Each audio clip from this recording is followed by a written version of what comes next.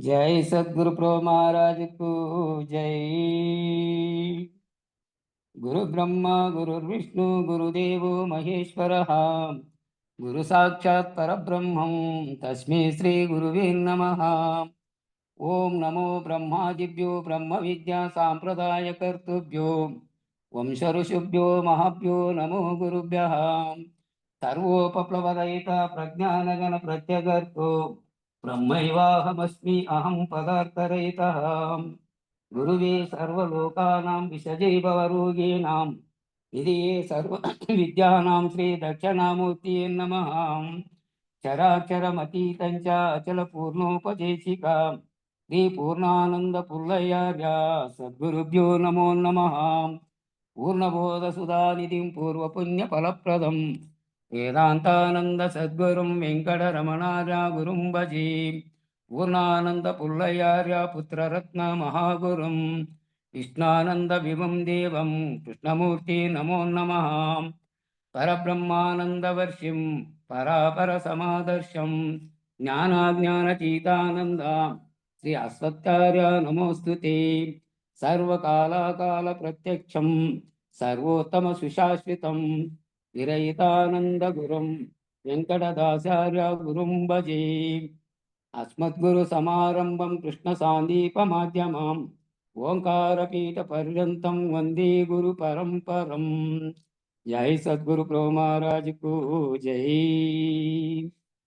कौसल्या सुप्रजा राम पूर्वा संध्या प्रवर्तते उत्तिष्ठ नरशार्दूला कर्तव्यं दैवमान्निकम्। उत्तिष्ठो उत्तिष्ठ गोविन्द उत्तिष्ठ अर्गर्गध्वजा उत्तिष्ठ कमलाकान्ता त्रैलोक्यं मङ्गलं कुरु। मातः समस्त जगतां मधुकैटभारी वक्षो विहारिणि मनोहर दिव्यमूर्ते श्रीस्वामिनिश्रुत जनप्रियदानशीले श्रीवेङ्कटेशदयिते तव सुप्रभातम्। तव सुप्रभातमरविन्दलोचने भवतु प्रसन्नमुखचन्द्रमण्डले विधिशङ्करेन्द्रवनिताभिरर्चिते वृषशैलनाथदयिते दयानिधे। अत्र्यादि ऋषिया समुपास्य सन्ध्याम् आकाश सिंधु कमलानि मनोहराणि आदाय पादयुगमक्षयितुं प्रभन्नः। शेषाद्रिशेखर विभो तव सुप्रभातम्। पञ्चाननाथभवषण्मुखवासवाद्यः त्रैविक्रमादिचरितं विबुधा स्तुवन्ति भाषापति पठति वासरशुद्धिमारात्। शेषाद्रिशेखर विभो तव सुप्रभातम्। ईश प्रफुल्ल सरसीरुहनारिकेला भूगद्रिमादिषु मनोहर पालिकानाम् आवाति मङ्गनिलहासः दिव्यगन्धै। शेषाद्रिशेखर विभो तव सुप्रभातम्। उन्मीलनेत्रयुगमुत्तम पञ्जरस्तः पात्रावशिष्टकदलीफलपायसानि भुक्ता सलीलमतकेलि सुखा पतन्ति। शेषाद्रिशेखर विभो तव सुप्रभातम्। तन्त्री प्रकष्ट मधुरस्वनया विपञ्च गायत्यनन्तचरितं तव नारदूती भाषा समग्रमनसुत्तरचारगम्यम्। शेषाद्रिशेखर विभो तव सुप्रभातम्। भृङ्गावली च मकरन्दरसानुविद्या झङ्कारगीतनिनदैः सह सेवनाय निर्यातृपान्तसरसी कमलोधरेभ्यः। शेषाद्रिशेखर विभो तव सुप्रभातम्। एषा गणेन वरदग्निविमध्यमानि गोशालयेषु मदिदं गोशालयेषु दधिमन्तन तीव्रघोषः रोषात्कलिं हिरदीककुबच्च कुम्भः। शेषाद्रिशेखर विभो तव सुप्रभातम्।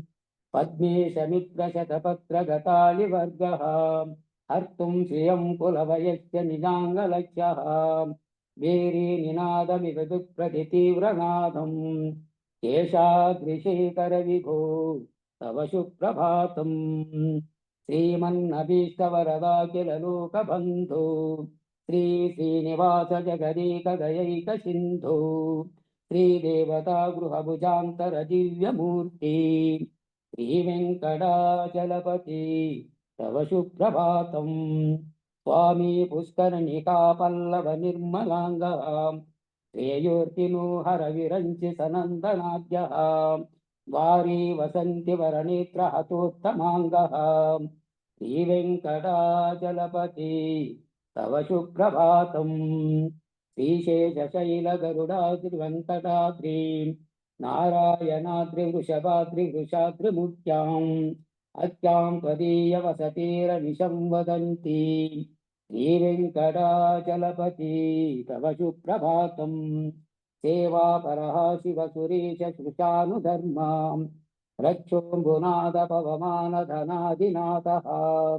బద్ధాంజలి ప్రవిలసన్నిజ శీర్షదేశః శ్రీ వెంకటాచలపతి తవ సుప్రభాతం దాటి శృతి విహరాజ మృగాదిరాజ నాగాదిరాజ గజరాజ హయాదిరాజ స్వస్వాధికార మహిమాదికమర్తయంతి శ్రీ వెంకటాచలపతి తవ సుప్రభాతం సూర్యేందు భౌమ బుధవాకృతి కావ్యసౌరీ స్వర్భానుకేతు దివ్యశక్తరిషత్ప్రధానః పద్వా సదా సచరమావధిదా సదా సహ శ్రీ వెంకటాచలపతి తవ సుప్రభాతం తత్పాదధూళిభరితా స్మరితోత్తమాంగః స్వర్గాపవర్గ నిరపేక్ష నిజాంతరంగః కల్పాగమయా కలనయా కులతాం లభంతి శ్రీ వెంకటాచలపతి తవ సుప్రభాతం స్వర్గోపురాగ్రశిఖరాణి నిరీక్షమాణః స్వర్గాపవర్గ పదవీం పరమాం శ్రయంతః మర్త్యా మనుష్య భువనే మతిమాశ్రయంతి శ్రీ వెంకటాచలపతి తవ సుప్రభాతం శ్రీభూమినాయక దయాది గుణామృతాబ్ది దేవాదిదేవ జగదీక శరణ్యమూర్తి శ్రీమన్ననంత గరుడాద్రి విరక్షితాగ్రి శ్రీ వెంకటాచలపతి తవ సుప్రభాతం శ్రీ పద్మనాభ పురుషోత్తమ వాసుదేవ వైకుంఠమాధవ జనార్దన చక్రపాణి శ్రీవత్స సింహ శరణాగత పారిజాత శ్రీ వెంకటాచలపతి తవ సుప్రభాతం సందర్భదర్భహర సుందర దివ్యమూర్తి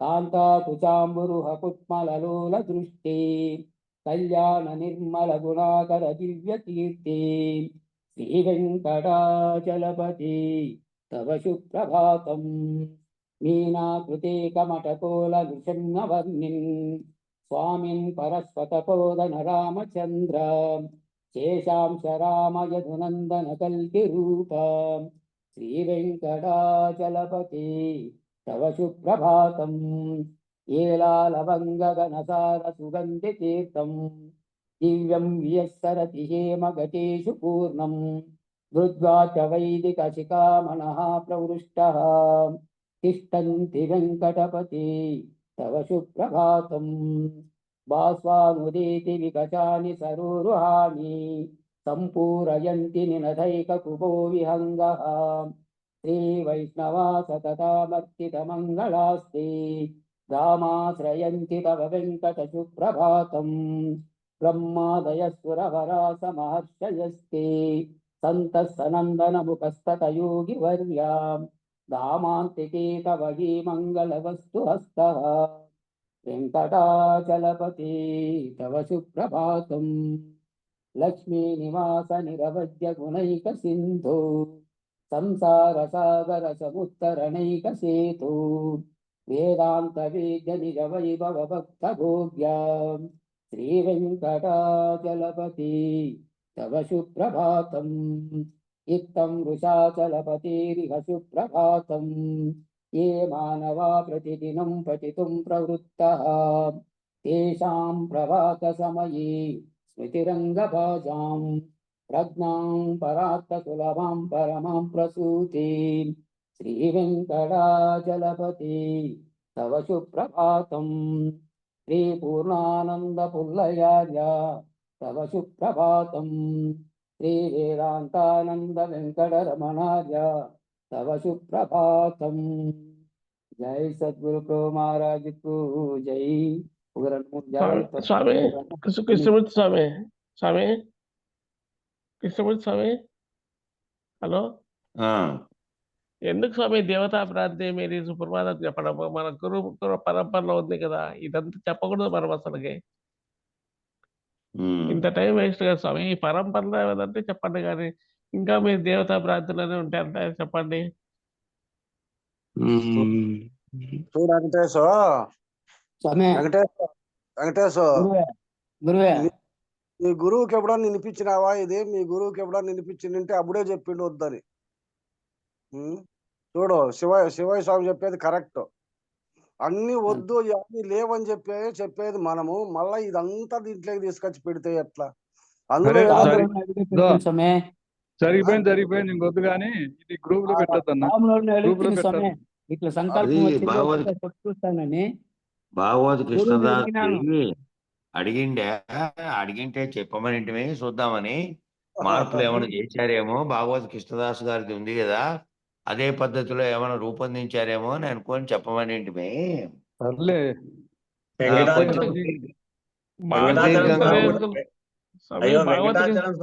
మాట్లాడుతండి. అందరూ ఎందుకు మాట్లాడుతున్నారు నేను చెప్తా అంటే రికార్డింగ్ కూడా అవుతుంది. నేను అదే దాని ఆ పద్ధతిలో ఉందనుకొని చెప్పమనేంటివి. ఇది చాలా సుదీర్ఘంగా ఉంది కాబట్టి ఇంత సుదీర్ఘంగా ఉండేది వద్దు. మనకు విచారణ కార్యక్రమం ఒకటి టైము, రెండోది వచ్చి పరంపరలో కలిసి వచ్చింది కాబట్టి భాగవత కృష్ణదేశ కేంద్రంలో వారిది ఇంతకుముందు చదువుతా అంటే వాటి వరకే చాలు. దాంట్లో కూడా బతుకైన అభివృద్ధి వస్తుంది స్వామి, అది మన పరంపరలో లేదు కాబట్టి మనం అద్వైత దాంట్లో ఏదో అచలం ఏమన్నా ఉంటే చెప్పండి అంతే. అది బానే ఉంది. అది భాగవత కృష్ణ ప్రభువులది వాళ్ళు రూపొందించినదే కాబట్టి వీళ్ళు తయారు చేసినది చేసిన స్వామి, అది పరంపరలో వాళ్ళు తయారు చేసినది చెప్పాలి, కానీ దాంట్లో మళ్ళీ వేరేదంతా వస్తుంది మీరు చెప్పేదంతా కూడా. యుగాలు 4 వండుకొని యుగాలతో ఉండింది సాంప్రదాయంగా ఉందని భక్తితో ఒకటి చెప్పినాము స్వామి. అది పర్మిషన్ తీసుకొని చెప్పినాము. అదే అట్లా పోతే హిందూ సాంప్రదాయానికి విరుద్ధం వస్తుంది. అది కాదులే, హిందూ సాంప్రదాయానికే విరుద్ధం వస్తుంది అట్లా పోతే. మనది ఏ సంప్రదాయానికి సంబంధించింది ఉంది అదంతా అక్కడి నుంచి వచ్చినటువంటిదే. అన్నమయ్య కీర్తన తీసుకున్నప్పుడు ఈ కీర్తన ఎందుకు తీసుకోకూడదు? అట్లాగా స్వామి, మంది ఏ సంప్రదాయానికి సంబంధించింది కాదు. కీర్తన తీసుకున్నప్పుడు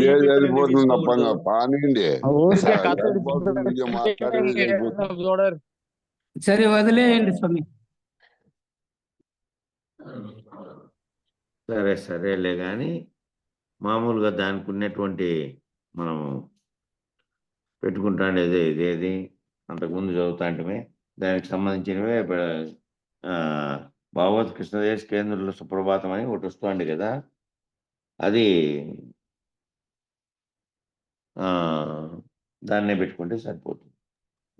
వెంకటాచలపతి వేట్క కర్మ అని ఆయన కూడా రాశాడు. లేదా ఇంకా ఈ సుప్రభాతంలో కూడా ఈ మకుటంతోనే రాశాడు. సుప్రభాతం కూడా రాశాడు వెంకటాచలం స్వామి. దీంట్లో కూడా వెంకటాచలం ఉంది కదా స్వామి. శ్రీ వెంకటాచలపతి తల సుప్రభాతం. వెంకటాచలపతి అని రాశాడు. ఆయన కూడా సుప్రభాతం రాశాడు. దాంట్లో భావన చేయదు, ఆత్మాభావన ఉంటుంది కాబట్టి పరమాత్మ స్థితి ఉన్న తర్వాతనే కదా, అది లేకుండా తీసేసుకున్నప్పుడు. ఇప్పుడు మన గురువులు రాసింది ఏదైనా పెట్టండి, పర్వాలేదు.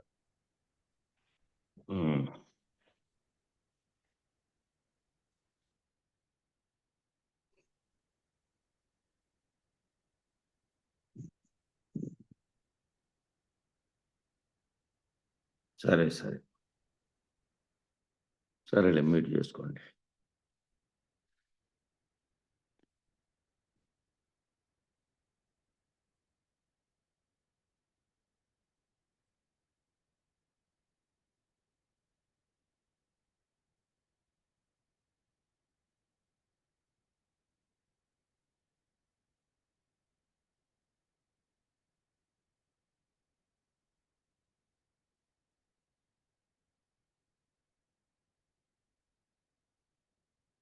ఏ పేజీలో నేను నా పిండి అది చూస్తున్నాను, ఒక్క నిమిషం.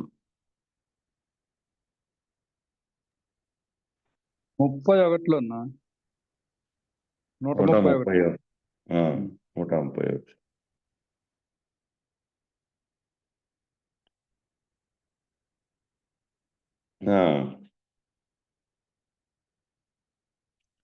కానీ మనస్సు అనేటువంటి సూక్ష్మము కన్నా బుద్ధి సూక్ష్మమైనటువంటిది.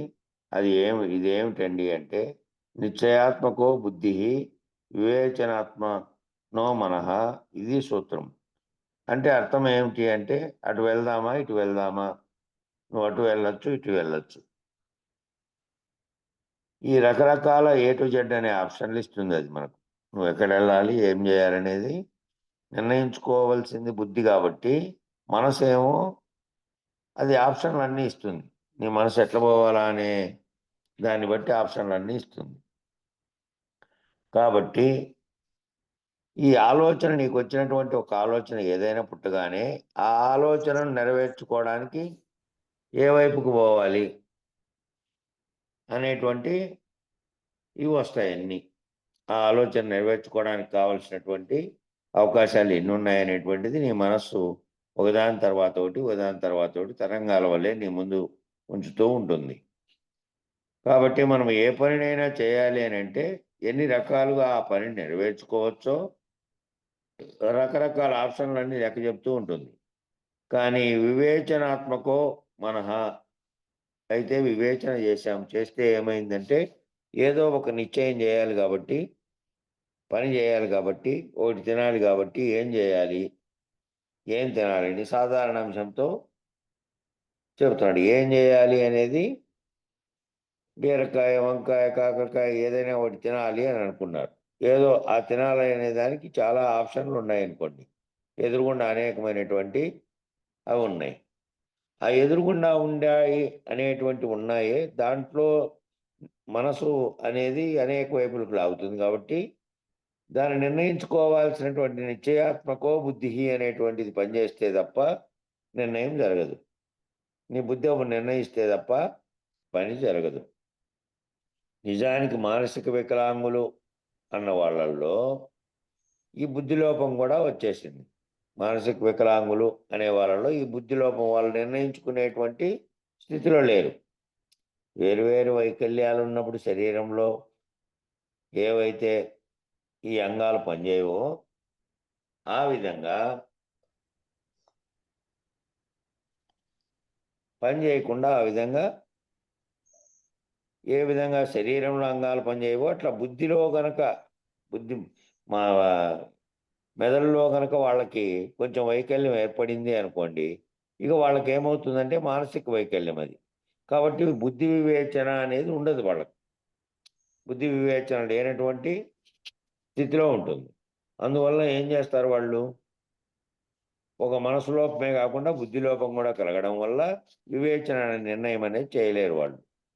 దీన్ని ఏమంటారంటే ఐ హ్యాండ్ కోఆర్డినేషన్ అని కూడా అంటారు. అంటే బాగా వృద్ధాప్యం వచ్చేస్తే ఈ న్యూరోలైటిక్ ప్రాబ్లమ్స్ వల్ల నరాలు దెబ్బతినడం వల్ల ఇదే పరిస్థితి మళ్ళా కొంతమందికి వృద్ధాప్యంలో కూడా వస్తూ ఉంటుంది. వాళ్ళంత జీవితం అంతా బాగానే నడిపించారు, కానీ కొన్ని రకాల వృద్ధాప్య సమస్యల వల్ల ఆఖరిలో ఈ రకమైన పరిస్థితే, మనస్సు ఏది చెబుతుందో దాన్ని మళ్ళా నిర్ణయించుకోలేనటువంటి స్థితి, ఈ వివేచనాత్మకమైనటువంటి స్థితి లేకుండా అయిపోయి ఉంటుంది బుద్ధికి. కాబట్టి వృద్ధాప్యం వచ్చేస్తే ఈ న్యూరోలైటిక్ ప్రాబ్లమ్స్ వల్ల, నరాలు తినేసినటువంటి ప్రాబ్లమ్స్ వల్ల, ఐ హ్యాండ్ కోఆర్డినేషన్ వల్ల డ్యామేజ్ అయిపోతుంది. దానివల్ల ఆ మెదడులో కొన్ని ఆటంకాలు ఏర్పడైపోతాయి. కాబట్టి ఈ ముసలి వాళ్ళకు వచ్చేటువంటి ఈ పార్కిన్సన్ డిసీజ్ అనేది కూడా ఇటువంటిదే. కాబట్టి డిమెన్షియా, అల్జీమర్ డిసీజ్ అని కూడా అంటారు. ఇవన్నీ కూడా బుద్ధికి వచ్చేటువంటి సమస్యలు. ఇవన్నీ ఏమిట్లో వస్తున్నాయి సమస్యలు అంటే, మనసు బుద్ధి అనుసంధానం చేయలేకుండా ఏర్పడుతున్నటువంటి అవరోధాలు.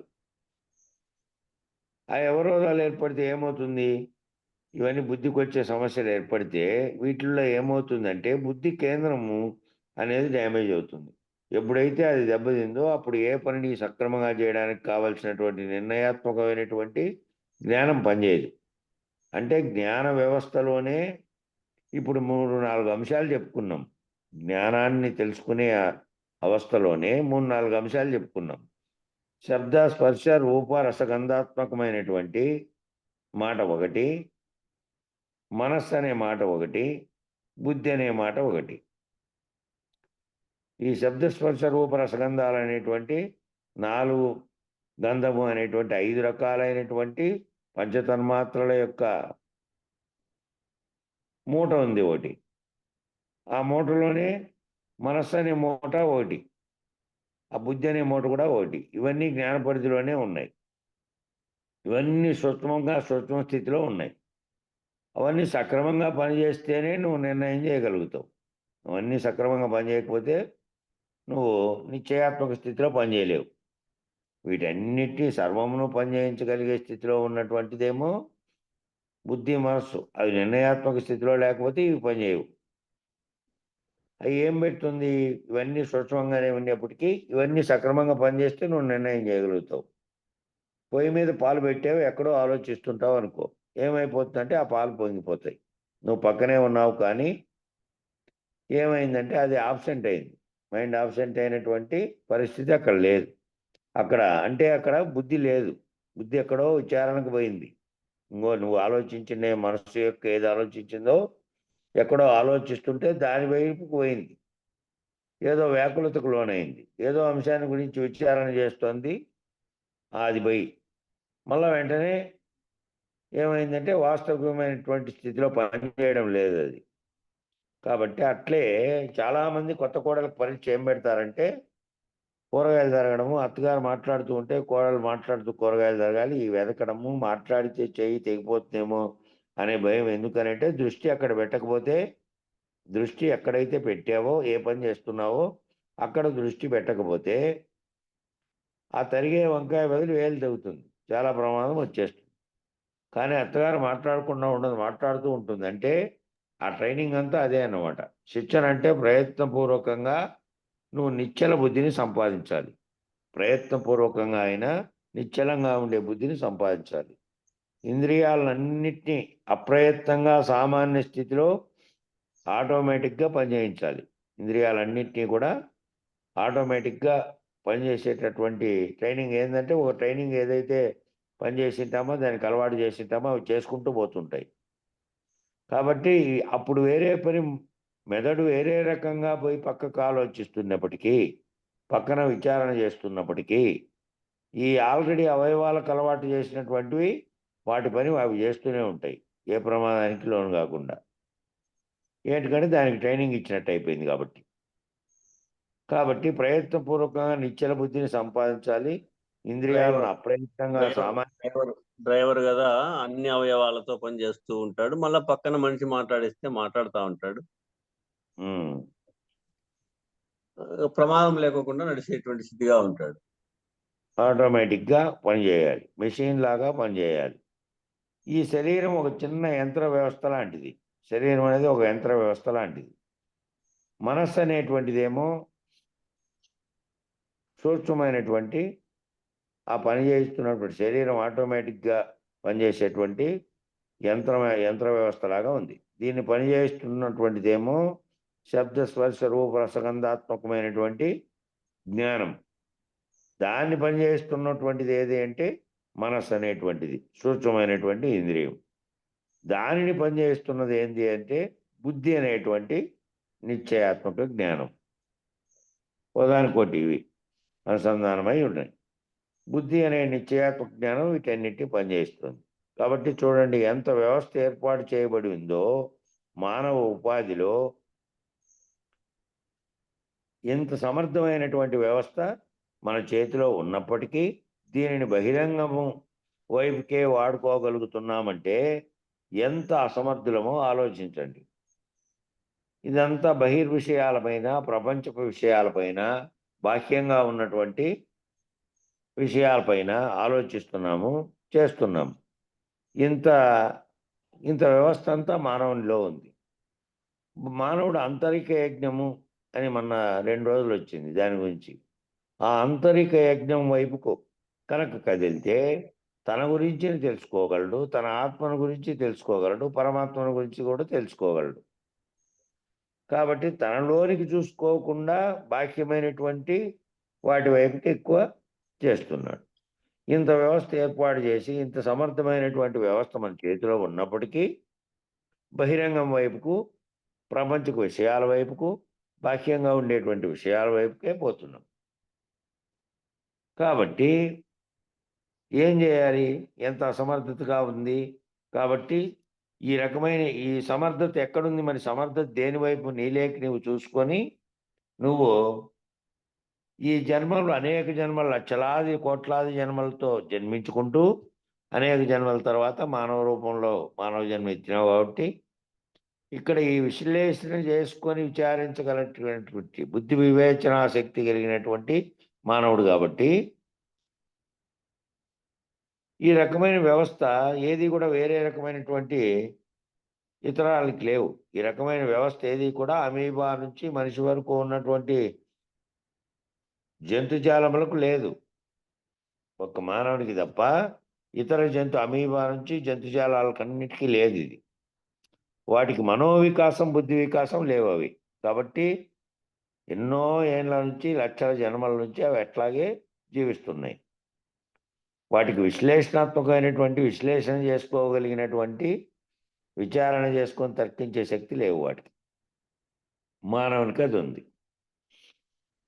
కాబట్టి వాటికి మనోవికాసము, బుద్ధి వికాసం లేదు. మానవునికి మనోవికాసం, బుద్ధి వికాసం ఉంది కాబట్టి మామూలుగా సృష్టి ప్రారంభంలో జంతువులతో సమానమైనటువంటి జీవితాన్ని గడుపుతూ వాటిలాగే వేటాడి తింటూ ఉన్నటువంటి మానవుడు అటు బాహ్యమైనటువంటి ప్రాపంచిక విషయాల పట్ల, ప్రకృతి పట్ల అనేకం ఆలోచించి కనిపెట్టగలిగాడు. ఇటు లోపలికి తర్కించి ఆధ్యాత్మిక విషయాల పట్ల మనిషికి పుట్టినటువంటి ఆలోచనే తపస్సు చేసి ఒక్కొక్క అంశం మీద తనకు కలిగిన సందేహాల మీద తనకు తోచింది నిర్ణయం చేయగలిగిండే దానికి కారణం ఏమిటి అంటే మనిషికి ఉండేటువంటి ఈ బుద్ధి వికాసము, మనోవికాసమే. జంతువులకేమో వాటికి శబ్దస్పర్శ రూప రసగంధాత్మకమైనటువంటి జ్ఞాన వికాసం లేదు. జంతువులకి 5 రకాలైనటువంటి ఈ పంచతన్మాత్రలతో కూడుకున్నటువంటి జ్ఞాన వికాసం దానికి లేదు. మనిషికి అవి కంటితో చూస్తేనే ఎదురుగా ఉండే వాటిని బట్టే ఏంటమైనా కానీ చేస్తాయి తప్ప మిగతా మనసుతో ఆలోచించి ఎక్కడో దూరంగా శబ్దం జరిగింది.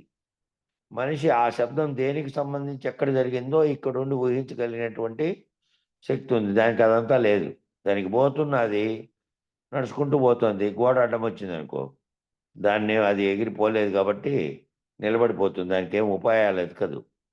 మనిషి ఉపాయాలు కూడా ఎతుకుతాడు. అట్లాగే ఒక గడ్డి కనపడింది ఒక చోట, అది తినేక అది పూనుకుంటుంది. కానీ ఎక్కడో కనపడేదాన్ని ఊహించి దృశ్యాలలాగా చేసుకొని దాన్ని మళ్ళా శబ్దస్పర్శ రూప రసగంధాత్మకమైనటువంటి వాటిని బుద్ధితో వికాసం చేసేటువంటి తన కళ్ళ ముందు ఉండేది తప్ప వేరే దాన్ని ఊహించచాలదు ఆ పశువు. అందువల్ల అవి గోళకాలనే పరిమితికి మాత్రమే లోబడి జీవించగలుగుతున్నాయి. అవి ఏం చేస్తున్నాయంటే ఏ ఇంద్రియాలు ఆ ఇంద్రియాలకు సంబంధించిన గోళకాలు పనిచేస్తుంటేనే పనిచేస్తున్నాయి. కాబట్టి ఒక్క మానవుడు మాత్రమే ఈ ఆంతరిక వికాసాన్ని కలిగి ఉన్నాడు. మానవుడు ఈ ఇంద్రియాలని ఆ జంతువుల వల్లనే ఆహార, నిద్ర, మైథునాల కొరకే ఉపయోగించుకుందాము అనుకున్నాడు అనుకో, అప్పుడు ఏమైంది? వాటికి మనకి పెద్ద తేడా లేదు. కేవలం వాటి వరకే మాత్రమే ఉపయోగించుకుంటే అవి కదా కేవలం ఆహారం తినడం, నిద్ర వచ్చడం, నిద్రించడం, సంతానోత్పత్తి ఇచ్చగలిగినప్పుడు ఆ స్త్రీ పురుష సంగమం లాగా అవి కూడా సంగమించడం, మళ్ళీ పిల్లల్ని కనడం, ఇవన్నీ మానవులు చేస్తున్నారు, అవి చేస్తున్నాయి. అయితే ఈ తేడా ఏమింది అంటే ఈ ఇంద్రియాలని దానికే ఉపయోగించుకుంటున్నాయి అవి. ఈ మనోవికాసము, బుద్ధి వికాసానికి సంబంధించినటువంటి ఆలోచనాపరమైనటువంటిది, ఆధ్యాత్మికపరమైనటువంటిది, లేదా తనను గురించి ప్రపంచాన్ని గురించి ఆలోచించి వివేచనా శక్తి దానికి లేదు. కాబట్టి అప్పుడు ఏమైందంటే వాటికి దీనికి పెద్ద తేడా లేదు అట్లా పోతే. కాబట్టి పొద్దున లేచాము, అంట్లు తోముకున్నాం, ఇంట్లో పని చేసుకున్నాం, కూరగాయల పనులు రెడీ చేసుకున్నాం, పండించి వండుకున్నాం, తినేసినాం, భోంచేసినాం, హాయిగా తృప్తిగా పడుకున్నాం, మళ్ళా విశ్రాంతి తీసుకున్నాం, మళ్ళా లేచాం, మళ్ళా ఏదైనా తిన్నాం. ఇవన్నీ కూడా రోజువారీ మనం చేస్తున్నటువంటి పనులు. మళ్ళీ లేచాం, మళ్ళీ తిన్నాం, మళ్ళా తిన్నాం, తాగాం, పడుకున్నాం. ఇదే పని కదా, జీవితాంతం ఇదే పని చేస్తున్నాం. కాబట్టి ఇదే రకంగా కనుక మనము జంతువుల వలె జీవించామనుకోండి, అప్పుడు జీవితంలో సగభాగమేమో నిద్రకు పోయింది, సగం భాగం నిద్రపోతున్నాం. 12 గంటల టైంలో వేరే పనులు ఏమీ చేయకుండా ఏదో వండుకొని తినడము, మళ్ళీ నిద్రపోవడం, పొద్దున్నే లేయడం, మళ్ళీ చక్కబెట్టుకోవడం, ఇదే అయిపోయింది. మిగిలిన సగభాగమేమో చిత్తశుద్ధి లేకుండా పోయింది. దేని గురించి మనం విచారణ జరపాలి, దేని గురించి మనం తెలుసుకోవాలి అనేటువంటి చిత్తశుద్ధి ఆ మిగిలిన టైంలో పోయింది. మిగిలిన టైంలో ప్రాపంచిక విషయాలు, ఇతర విషయాలు, తనకు సంబంధించిన అవి విషయాలు, మిగతా విషయాలు తిండి, నిద్ర, ఇతరత్ర విషయాలు సగం. కాబట్టి ఈ బుద్ధికి పైన ఉన్నటువంటి చిత్తము పైన ఉన్నటువంటి అహంకారము, ఇవన్నీ కూడా ఒకదాని మీద ఒకటి నిర్మాణం చేయబడినటువంటి సూక్ష్మ వ్యవస్థ. ఇది ఒక్కొక్క దానిని మనం అధ్యయనం చేస్తూ, దానిని చక్కగా విచారిస్తూ, చిత్తంలో ఉన్నటువంటి వాసనా బలము, అహంలో ఉన్నటువంటి కర్తృత్వాభిమానము, భోక్తృత్వాభిమానం కలిసి పనిచేసి బుద్ధి కర్మానుసారిణి అయ్యేటట్టుగా చేస్తున్నది. కాబట్టి ఈ బుద్ధి ఏం చేస్తుంది? బుద్ధి పైన ఉన్నటువంటి చిత్తము, దానిపైన ఉన్నటువంటి అహంకారము, ఇవన్నీ కూడా ఒకదాని మీద ఒకటి నిర్మాణం చేయబడింది. ఆ నిర్మాణం చేయబడి ఆ సూక్ష్మ వ్యవస్థ, ఇది ఒక్కొక్క దాన్ని మనం అధ్యయనం చేస్తూ సూక్ష్మ వ్యవస్థలో సాంఖ్యంలో అంతా విచారం చేసి చెప్పారు. ఏర్పడడానికి కారణం, సృష్టి ఏర్పడడానికి కారణమైన దాంట్లో అసలైన నేనుగా ఉన్నది ఆ వ్యవస్థలోంచి మనసు, బుద్ధి, చిత్తం, అహంకారం అనే దాంట్లో ఎప్పుడైతే కిందికి దిగి వచ్చి తాదాత్మ్యం చెందాడో, ఆ నేననేటువంటి ప్రత్యేకంగా ఉండి నేనని భావిస్తున్నది శరీరంతో ముడిపెట్టుకొని, ప్రపంచంతో ముడిపెట్టుకొని కిందికి దిగి వచ్చింది. కాబట్టి ఆ సూక్ష్మ వ్యవస్థలే కెనిక్కి అధ్యయనం చేస్తూ, దాన్ని చక్కగా విచారిస్తూ, చిత్తంలో ఉన్నటువంటి వాసనాబలము, అహంలో ఉన్నటువంటి కర్తృత్వాభిమానము, భోక్తృత్వాభిమానము కలిసి పనిచేసి బుద్ధి కర్మానుసారిణి అయ్యేటట్టుగా చేస్తున్నాయి.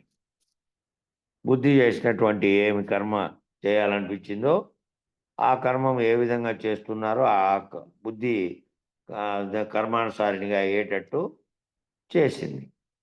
ఎందుకంటే ఈ అహంలో నేను చేస్తున్నాననే కర్తృత్వాభిమానము, అంతకుముందు శరీరాన్ని ద్వారా ఏర్పడినటువంటి అనుభవాల వల్ల వచ్చినటువంటి వాసనా బలము, ఇవన్నీ లోపల ఉన్నందువల్ల అవి కలిసి పనిచేసి బుద్ధి కర్మానుసారిణి అయ్యేటట్టుగా చేస్తున్నది.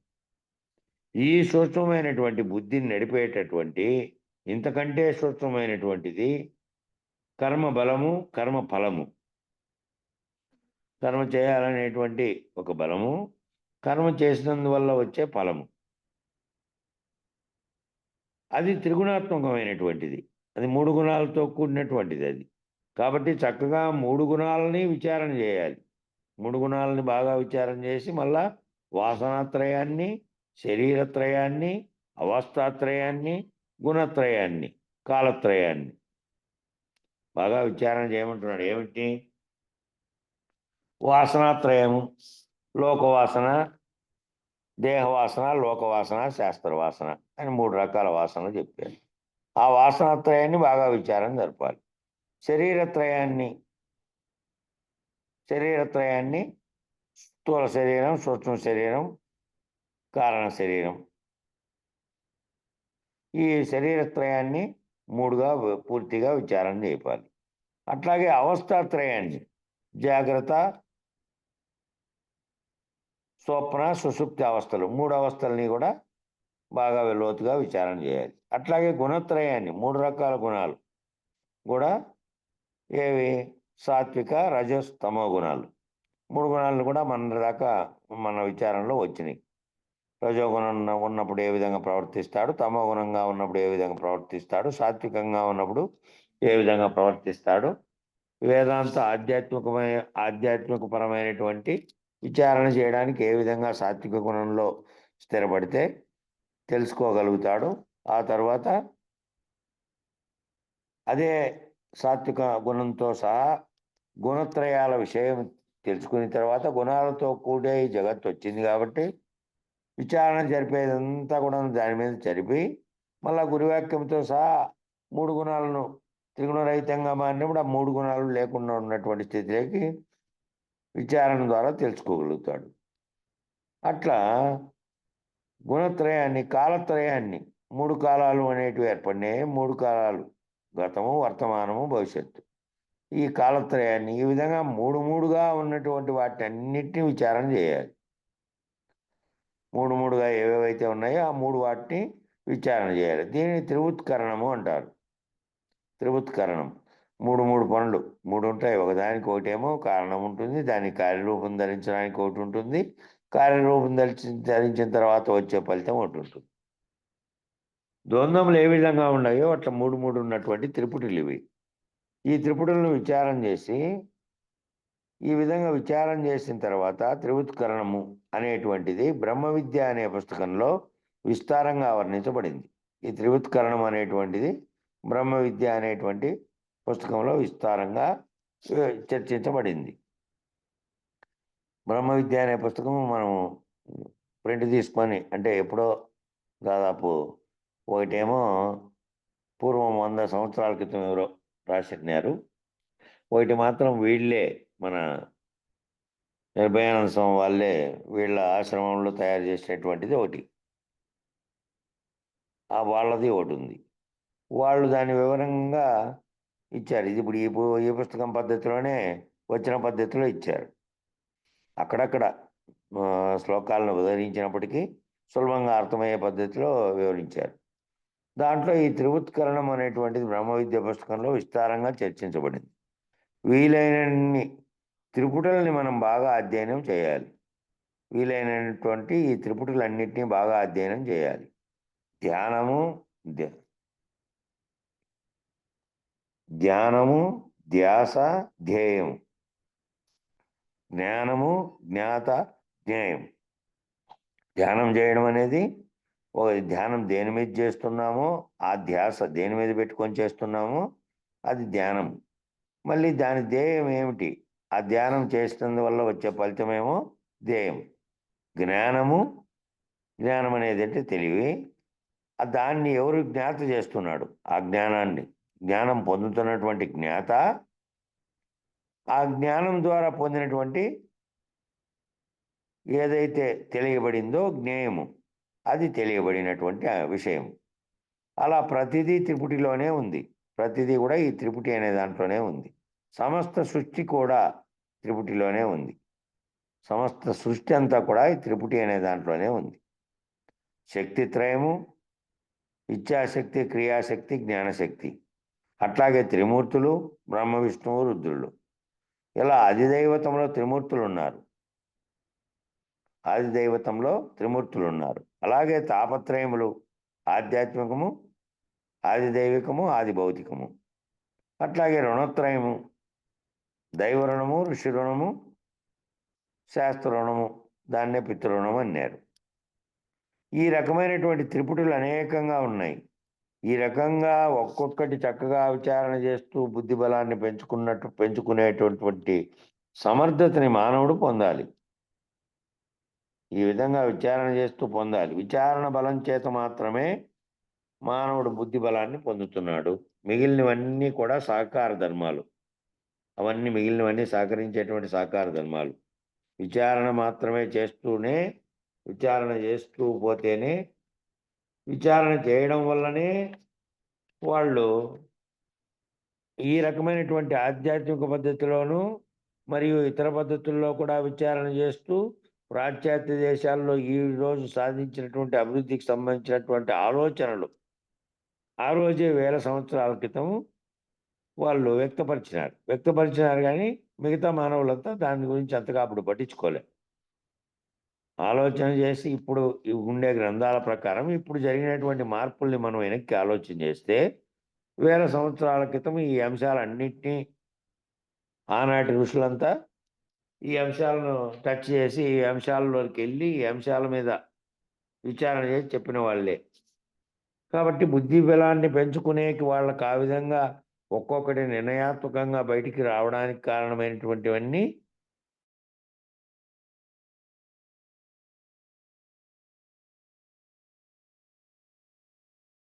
విచారణ అనేది లేకపోతే ఇప్పుడు ఈ ప్రపంచానికి సంబంధించింది కానీ లోపలికి ఆధ్యాత్మికమైనటువంటి భావనలు కానీ దాని వైపుకి వెళ్ళి ఈ రకరకాలైనటువంటి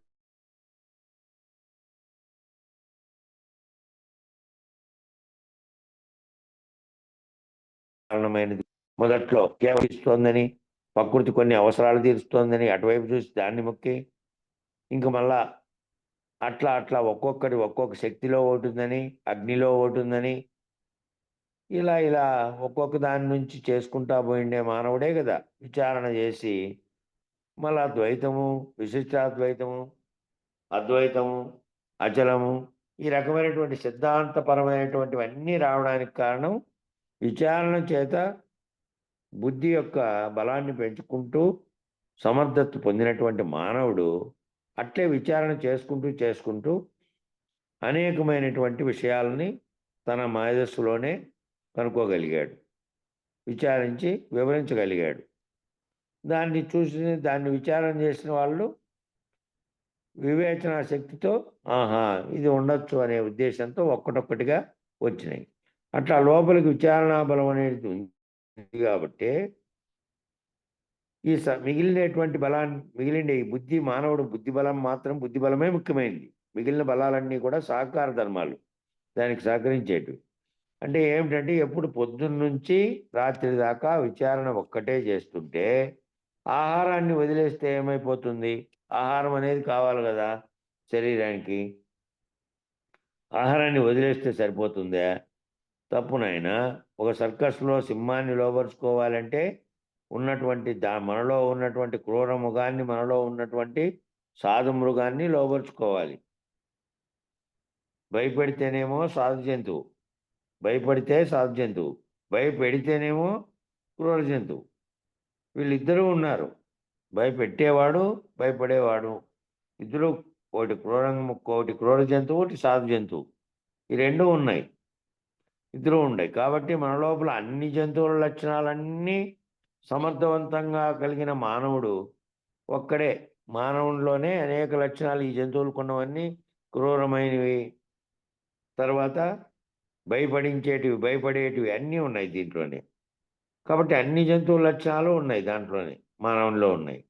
జంతువుల కంటే రాజు వలె వ్యవహరించాలని, కాబట్టి రాజు ఆయా జ్ఞానము సమర్థత నీకున్నాయి. వాటికంటే నువ్వు పై స్థాయిలో నేను ఓ రాజు వలె వ్యవహరించాలనేటువంటిది ఉంది. కాబట్టి ఈ జ్ఞానము సమర్థత నీకున్నాయి. ఆయా బలహీనతలు కూడా నీకున్నాయి. ఆ బలహీనతలు ఏవైతే భయపడేటివి ఉన్నాయో అవి కూడా ఉన్నాయి. నువ్వు వాటిని చక్కగా వినియోగించుకోగలిగేటువంటి బుద్ధి బలాన్ని సంపాదించాలి. ఈ అన్ని లక్షణాలు ఉన్నాయి నీలో. కాబట్టి నువ్వు బుద్ధి బలాన్ని సంపాదించుకోగలిగితే ఈ రకమైనటువంటి భయానికి సంబంధించినవి కానీ, లేదంటే ఈ రకంగా క్రూరమైనటువంటి ప్రవర్తన చేసేటివి కానీ, ఇవి రెండు కూడా నీ విచారణ బుద్ధి బలం చేత పోగొట్టుకొని బుద్ధి వివేచన పరమైనటువంటి శక్తిని సంపాదించుకొని ఆ శక్తితో ఉంటావు. కాబట్టి ఆ సూక్ష్మమైనటువంటి, అది ఒకదానికంటే ఒకటి సూక్ష్మమైనటువంటిది. ఆ సంపాదించేది ఒకదానికంటే ఒకటి సూక్ష్మమైనటువంటిది. కాబట్టి బాహ్యంగా కనబడేటువంటి వ్యవహారంలో నుంచి మళ్ళీ సూక్ష్మాతి సూక్ష్మమైనటువంటి స్థితిలోకి తీసుకెళ్ళమన్నాడు.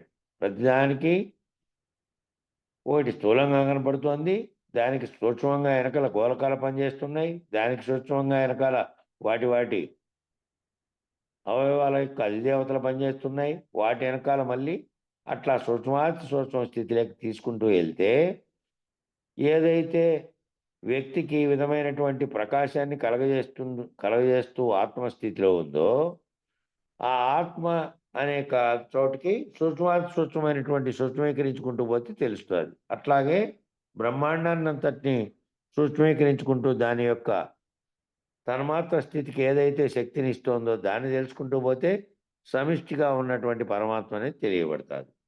ఆ రెండు వేరుగా లేవు. ఆ ఆత్మ పరమాత్మ అనే సూక్ష్మీకరించేదాకా విచారణ చేసుకుంటూ బుద్ధి వివేచన శక్తితో పొమ్మంటున్నాడు నీలోకి నువ్వు.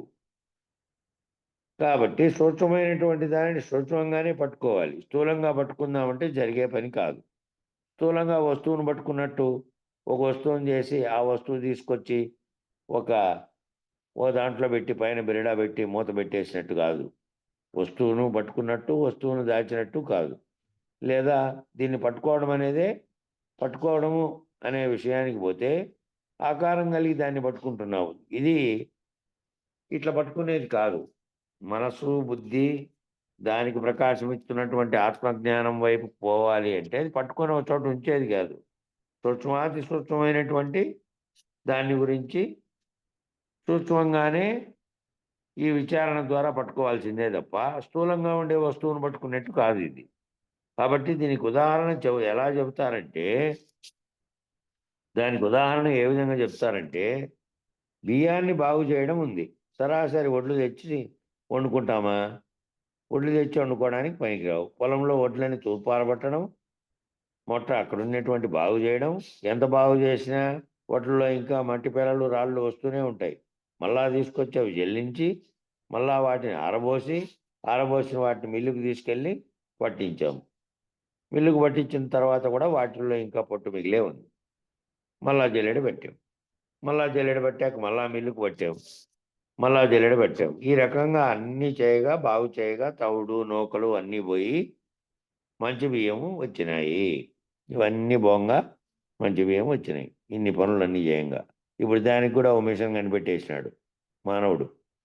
ఏం చేశారంటే, ఒకటి అదేం మిల్లింగ్ ఏమి చేయదు. దాని పేరు ఏం పేరంటే రైస్ టెక్ అనేది ఉంది ఒకటి. అది ఓన్లీ ఏం చేస్తుంది అంటే, ఈ తీసుకొచ్చిన బియ్యాన్ని అంతటిని తీసుకొచ్చి లారీ కొద్దీ తీసుకొస్తారు. ఒక బస్తా రైస్ టెక్ చేపిస్తే 100 రూపాయలు తీసుకుంటాడు ఛార్జీ. దాంట్లోకి పోస్తే స్కానింగ్ చేసేస్తుంది. అది కెమెరా గ్లాస్ పైప్ ఉంటుంది. గ్లాస్ వైపు కెమెరా ఉంటుంది. కెమెరా స్కానర్ ద్వారా చేసినప్పుడు నల్ల మట్టి పెళ్ళలో లేకపోతే మెరికో వచ్చిందనుకో, లేదంటే నూకో వచ్చిందనుకో, ఆ సపరేట్ పైప్లోకి లాగేస్తుంది. లాగేసినందుకు అవన్నీ చేసుకునేందుకు బస్తా 100 రూపాయలు. కాబట్టి వీళ్ళు ఏం చేస్తున్నారంటే, బయట ఎక్కడైతే వీళ్ళు చేస్తున్నారో బయట అమ్ముతారే, వాళ్ళు మూటలు తెచ్చుకొని పుట్టుగా ఉంటారు. దాంట్లో పురుగు పట్టదు. మీరు ఎప్పుడైనా గమనించారా? ఆ పురుగు పట్టకుండా ఉండడానికి కారణం ఏం చేస్తారు అంటే, ఈ రైస్ టెక్ మిషన్లోకి వస్తే వీటన్నిటిని ఏరేసేది కాక దానికి ఇంకో వ్యవస్థ ఉంది. ఏం వ్యవస్థ అంటే, బట్టతో కదా ఏమిటైనా గ్లాసును తుడుస్తామే, అట్లా చిన్నటి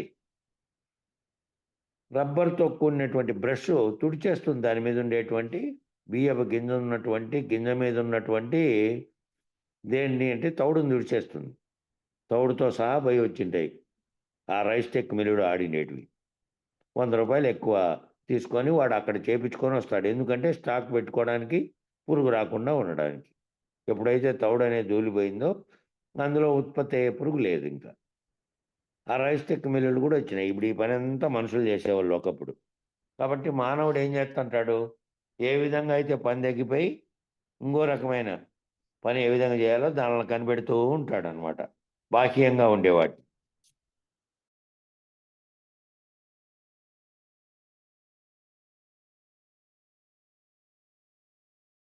తనలోకి చూసిపోడు. ఇట్లా ఈ కదా ఈ తయారు చేసుకుంటే ఇవన్నీ తయారు చేసుకున్నట్టు ఇవన్నీ చేసుకుంటూ వెనక్కి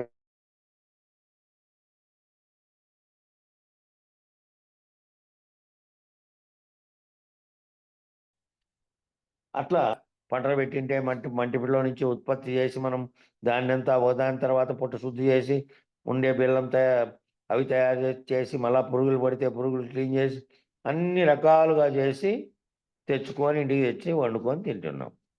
అట్లా వచ్చిన దాన్ని బియ్యం వచ్చాక ఇంట్లో ఏం చేస్తున్నావు? సరాసరి వండేస్తున్నావు అంటే మళ్ళీ వాళ్ళని కడిగాము. కడిగిన తర్వాత వాటిలో ఉన్న మాలిన్యం పోయింది. ఇంకా ఇసుక లాంటి పదార్థం ఏదైనా ఉంటే అది చూసాం, గాలించినాం. బియ్యాన్ని గాలించాలంటే గాలించకుండా వండేస్తే కింద అడుక్కుపోయి ఉంటాయి నీళ్ళు, ఏంటన్నా సూక్ష్మమైన రాళ్ళు. కాబట్టి ఈ రకంగా తినే అన్నానికే ఇంత జాగ్రత్త తీసుకుంటున్నామే, మరి అట్లాంటిది వివేకం గురించి, జ్ఞానం గురించి, విజ్ఞానం గురించి, ఆత్మ గురించి, బ్రహ్మం గురించి, పరమాత్మ గురించి, ముక్తి గురించి, మోక్షం గురించి తెలుసుకోవడానికి, మోహం నుండి బయటపడడానికి ఎంత శ్రమించాలి? మరి దీనికే ఇంత శ్రమ పడతా అంటే అన్నం చేసుకొని తినడానికి ఇన్ని రకాలైనటువంటి శ్రమ తీసుకుంటున్నాం కదా. మరి ఇన్ని రకాల శ్రమ తీసుకుంటున్నప్పుడు వివేకం అనేది, విజ్ఞానం అనేది, ఆత్మ అనేది, బ్రహ్మం అనేది, దానికి పరమాత్మ అనేది, ముక్తి, ఈ ఏవైతే సృష్టి జరగడానికి కారణమైందో దాని గురించి, ముక్తి గురించి, మోక్షం గురించి తెలుసుకోవడానికి, మోహం నుండి బయటపడడానికి ఎంత శ్రమ పడాలి? నిన్న అత్యాశ్రమ స్వామి ఒకటి పెట్టాడు, దాంట్లో నిన్న పెట్టాడు, దీంట్లోకి షేర్ చేయలే, నేను చూశాను దాన్ని. ఆయన ఏం పెట్టాడంటే, యముడు నిన్ను చంపే కంటే యముని యొక్క అవకాశం ఇవ్వకుండా నువ్వు గురువు ద్వారా గనక నువ్వు చంపబడితే నువ్వు జీవన్ముక్తిని అయినట్టు. యముడు చంపే వరకు ఉండకు. గురువు ద్వారా ఏదైతే గుర్తెరిగే చైతన్యం అనే ఎరుక నీలోకి వచ్చిందో, ఏదైతే సర్వమును కలగజేస్తున్నటువంటి సర్వమునకు కారణమైనటువంటి సంకల్పం పుట్టి ఈ సర్వ జగత్తును పుట్టించగలిగిందో దాన్ని చంపేయించుకో గురువు ద్వారా. కాబట్టి నువ్వు జీవన్ముక్తిని అయిపోతావు. మళ్ళీ యముడు వచ్చి చంపేది ఏంది? నీ దేహాన్నే. దేహంలో ఉన్నటువంటి ఏదైతే గుర్తెరిగే చైతన్యం ఉందో అదే కారణమైనటువంటి సంకల్పాలు కలిగించడానికి కారణమైన దాన్ని గురువు ద్వారా. కాబట్టి యముడు వచ్చి నిన్ను చంపే లోపలే నువ్వు గురువు ద్వారా చంపబడి గురువు ద్వారా జీవన్ముక్తిని పొందు. జీవించి ఉన్నట్టుగానే, శరీరం ఉన్నట్టుగానే ప్రాణంతో జీవన్ముక్తిని పొందు. ఈ విషయాలోకంలోంచి, అన్నిట్లోంచి అన్ని నీ ఎదురుగా జరుగుతున్నా అప్పుడు నీకు ఏ రకమైనటువంటి ద్వంద్వము లేదు, ఏ రకమైనటువంటి భయాలు లేవు. అదే చావకముంటే సచ్చిన స్థితిగాను అంటారు మన పెద్దలు. అది చావకముంటే సచ్చిన స్థితిగా ఉండు అనే నిర్ణయానికి రాను విచారణలో వాటికి రావాలి. వాటికి రావాలంటే ఏం కలగాలి? మరి ఈ పదార్థము ఈ విధమైనటువంటి దీనికే ఇన్ని జాగ్రత్తలు తీసుకుంటున్నాను కదా. కాబట్టి ఈ బుద్ధికి ఏం చేసుకోవాలి? వివేకము, విజ్ఞానము, ఆత్మ, బ్రహ్మము, పరమాత్మ, ముక్తి అనే విషయాల గురించి, మోక్షం గురించి తెలుసుకోవడానికి, మోహం నుండి బయటపడడానికి, ఇవన్నీ మోహం ఏవైతే మోహాలు కలుగుతున్నాయో ఆ మోహం ద్వారానే, ఆ మోహము ఏమిటి మీద కలిగిందో దాన్ని పొందడానికి, ఆ పొందిన దాన్ని మళ్ళా అనుభవం లేక తీసుకుంటున్నందువల్ల మళ్ళా అది గుర్తు చేసి మళ్ళీ ఆ అనుభవం కావాలనో, లేకపోతే ఆ రుచి బాగుందనో, దాని మీద ఏవైతే ప్రాపంచికంగా జరుగుతున్నటువంటి తాపత్రయాలన్నిట్లేకి పీకుతోంది అది. కాబట్టి మోహం విడవడానికి ఇంకెంత శ్రమ పడాలి? ఈ బియ్యం కడిగి బియ్యం తెచ్చుకొని ఇంట్లో వండుకొని తినడానికి ఇంతగా శ్రమిస్తున్నప్పుడు ఈ జన్మకు కారణమైన దాన్ని తెలుసుకొని ఈ కారణమైన దాంట్లో నుంచి ముక్తి పొందడానికి ఇంకెంత శ్రమ పడాలా? ఈ బుద్ధికి కలిగినటువంటి ప్రత్యేకమైన బలహీనత ఏమిటంటే, ఈ బుద్ధికి కలిగినటువంటి ప్రత్యేకమైనటువంటి బలహీనత ఏంది అంటే, ఎంత నిర్ణయం చేయగలిగేటువంటి శక్తి దీంట్లో ఉందో అంతగా మోహానికి లొంగేటటువంటి లక్షణం కూడా ఉంది. చూడండి, ఈ బుద్ధికి కలిగేటువంటి ప్రత్యేకమైనటువంటి బలహీనత ఏంటంటే, ఈ బుద్ధికి కలిగే బలహీనత ఎంత నిర్ణయం చేయగలిగినటువంటి శక్తి ఉందో, ఎంత నిర్ణయించగలిగినటువంటి శక్తి దీంట్లో అంతగా ఉందో మళ్ళా అంతగా మోహానికి లొంగేటటువంటి లక్షణం కూడా ఉంది. మోహానికి లొంగే లక్షణం కూడా ఈ బుద్ధికి ఉంది. ఎంత నిర్ణయాత్మక స్థితిలో ఉండి ఎన్ని వివరంగా చెప్పినప్పటికీ, ఇన్ని రకాలు చెప్పినప్పటికీ, సర్వభ్రాంతులు వైదొలిగినటువంటి స్థితిలో నేనున్నానని భావించినప్పటికీ, సర్వమును ఈ విధంగా ఉన్నప్పటికీ కూడా నిలదొక్కునే స్థితి లేనకుండా ఉండి, ఒక్కోసారి నిలదొక్కునే స్థితి లేక టక్కన మళ్ళా మోహావేశం కలిగి మళ్ళా దాంట్లోకి పడిపోయే వాళ్ళు కూడా ఉన్నారు. ఆ విధంగా మాయా వికారానికే బలం ఎక్కువ ఉంది దానికంటే కూడా అని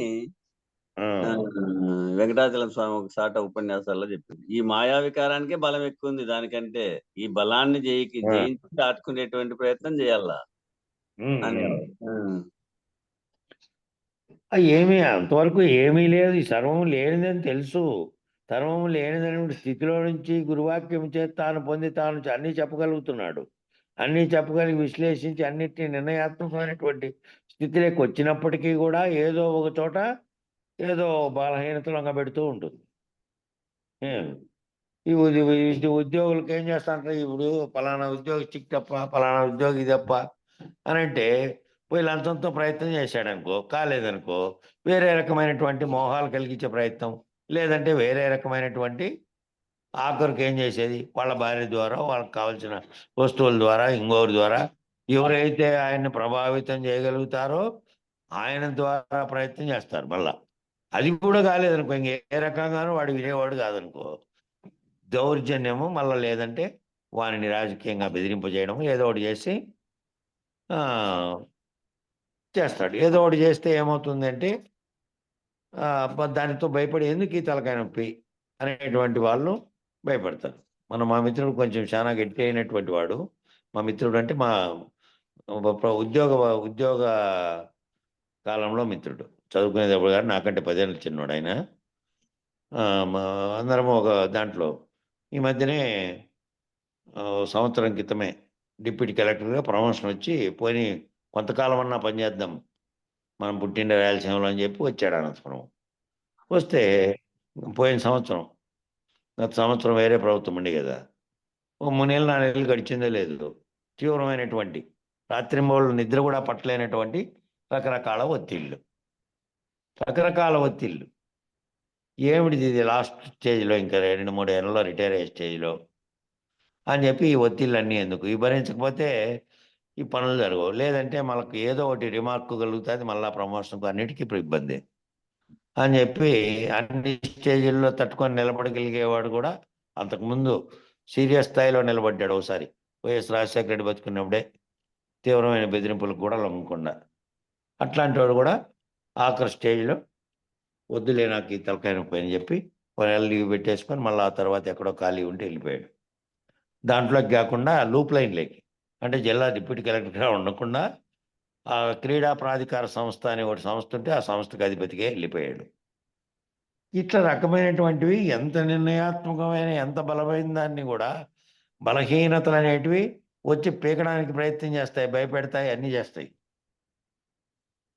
దానికి లొంగేటట్టు బలానికి లొంగేటట్టయినా చేస్తాయి, లేదంటే ఏదో ఒక మోహం చేత ఆ మోహానికి లొంగేటట్టయినా చేస్తాయి. కాబట్టి ఈ రకమైనటువంటివన్నీ ఈ బుద్ధికి నిర్ణయాత్మకమైనటువంటి బలమైనటువంటి శక్తి ఏ విధంగా ఉందో, బలహీనమైనటువంటిది మోహానికి గురయ్యేది కూడా ఉంది. ఇది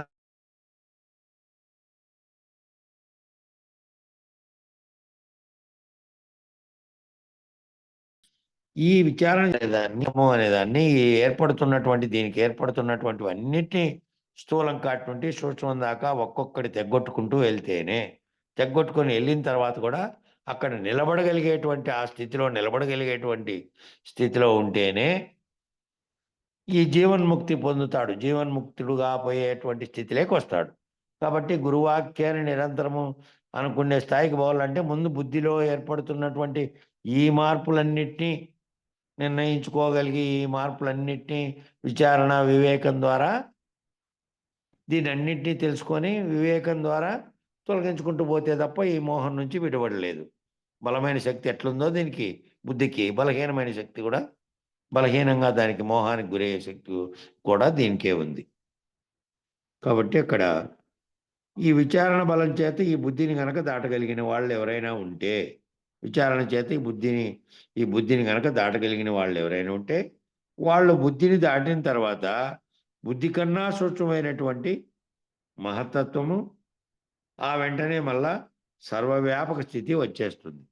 ఈ బుద్ధి స్థితిని దాటిపోయినారు అంటే ఆ బుద్ధి కన్నా సూక్ష్మమైనటువంటిది ఏదైతే మహత్తత్వం అనేది సృష్టికి కారణం కావడానికి తోడ్పడిందో ఆ స్థితిలోకి పోయిన తర్వాత నువ్వు వ్యష్టిగా కాకుండా సర్వవ్యాపకమైనటువంటి సమిష్టి బ్రహ్మాండంగా ఉన్నటువంటి చైతన్యం ఏదైతే ఉందో ఆ సర్వవ్యాపక స్థితిలోకి పోతావు. నీ చైతన్యం అంతా సర్వవ్యాపకమైనటువంటి సమిష్టి చైతన్యంలోనే ఉంది. వేరుగా భావించడం వల్ల వ్యష్టి అనే స్థితిలోకి ఇప్పుడున్నటువంటి స్థితిలోకి ఒక్కటొక్కటిగా మెట్టు దిగజారుతూ వచ్చింది. మళ్ళీ వెనక్కి పోయినావంటే సర్వవ్యాపక స్థితిలో ఉన్నటువంటిది నువ్వే. సర్వవ్యాపక స్థితిలో ఉన్నటువంటి పరమాత్మ వేరుగా లేడు, నీలోనే ఉన్నాడు, నువ్వే అనేటువంటి స్థితిలోకి పోతాడు. ఇట్లా విచారణ చేసుకుంటూ వాటికి పోతే ఇంకా సమయం దాటింది. ఇక్కడి నుంచి రేపు మొదలు పెడదాం. మంగళం చెప్పండి అప్ప. వెంకటేశం. జై సద్గురు బ్రహ్మ మహారాజ్ కు జై. జయ జయ జయ మంగళం మనగా జయమే సదా అపజయము గురునకు లేదుగా. జయ శుభాశయ రతులు మన జయము కొరకే గాని గురునకు జయము జందగ జయ వేయి జన్మముగన చేతగాదని. జయ జయ జయ మంగళం మనగా జయమే సదా అపజయము గురునకు లేదుగా.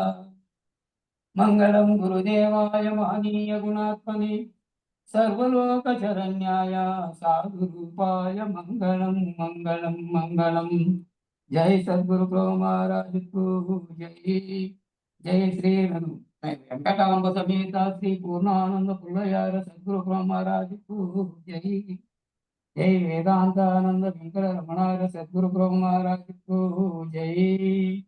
జై కల్పమాంబ సమేత కృష్ణానంద కృష్ణమూర్తిహార సద్గురు బ్రహ్మ మహారాజ్ కు జై. జై శ్రీ అర్చమాంబ సమేత శ్రీ అశ్వత్థార సద్గురు బ్రహ్మ మహారాజ్ కు జై. జై శ్రీ లక్ష్మీ సమేత వీరయితానంద వెంకటదాసార సద్గురు బ్రహ్మ మహారాజ్ కు జై. ఇందుగల గురు భక్త మండలీకు జై. సర్వం సద్గురు చరణార విందార్పణమస్తు. సర్వే జనా సుఖినో భవంతు. ఓం శాంతి శాంతి శాంతి. జయ సద్గురుదేవ. అందరికీ నమస్కారం గురుదేవ్. జై గురు, జై గురు.